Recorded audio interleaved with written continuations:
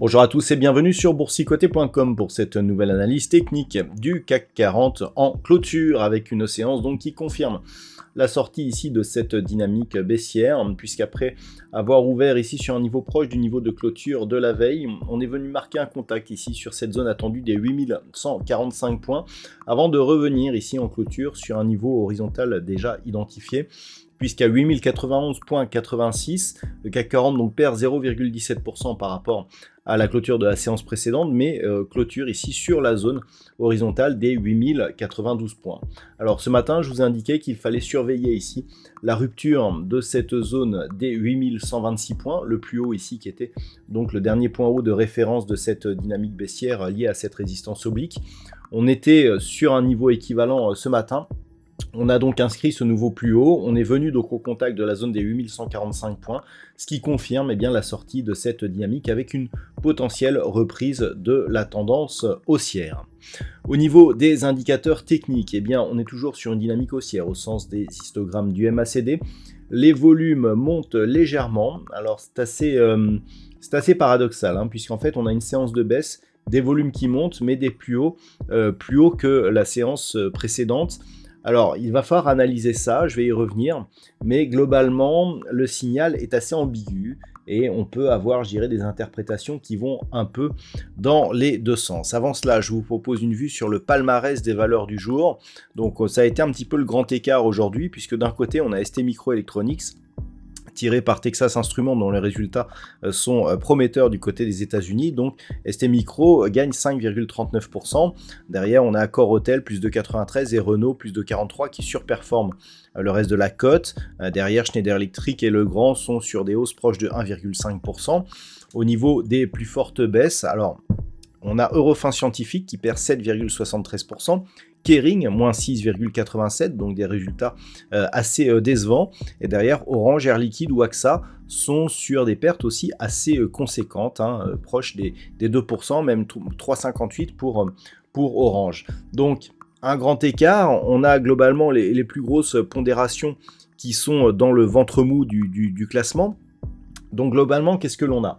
Alors, déjà, cette rupture ici, elle est plus impressionnante si on regarde le CAC 40 dividendes réinvestis. Je vais essayer de vous faire une comparaison à l'identique. Voilà, vous voyez que si on passe ici sur le Global Return, bien on se rend compte que ce plus haut ici, qui était donc à 8126, il était cassé depuis plus longtemps sur le Global Return, et c'est donc un effet lié aux dividendes qui fait qu'on a eu du mal ici à valider le franchissement de ce plus haut.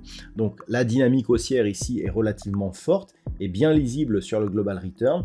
Si on revient maintenant sur le CAC 40, le cash, bien on est quelque part légèrement amoindri par le fait des dividendes qui commencent à être versés actuellement.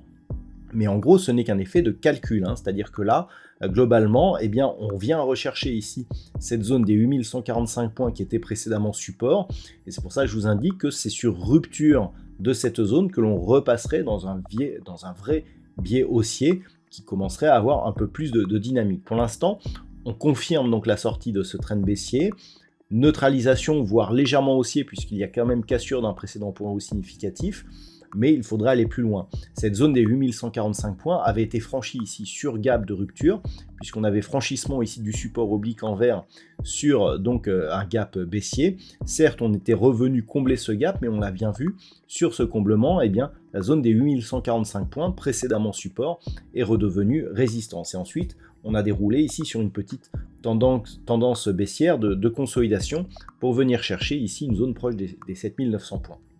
Donc globalement, on est sur une reprise, mais il faut absolument repasser ici au-delà de cette zone des 8145 points pour transformer cette reprise en retournement à la hausse pour annuler ici cette phase de consolidation. Et globalement, on aurait ici bien, une impulsion haussière consolidé quasiment sur le retracement à 38,2%. Il aurait fallu aller jusqu'à 7880 points, donc il manque quelques points ici pour atteindre cet objectif. Le fait que l'on reparte ici à la hausse, si on repassait au-delà des 8145 points, nous remettrait dans le bon sens pour venir tester cette zone des 8215 et donc tétiller de nouveaux records sur l'indice parisien. Donc voici les points à surveiller demain, sachant que si on repassait ici sous 8092 points, eh bien on aura un gros signal d'affaiblissement, je dirais, de cette anticipation haussière. Et au moment où je vous parle, eh bien, au niveau des futurs, on serait, d'après les futurs en tout cas, on serait légèrement sous cette zone. Donc attendre ici 8145, zone d'équilibre 8092.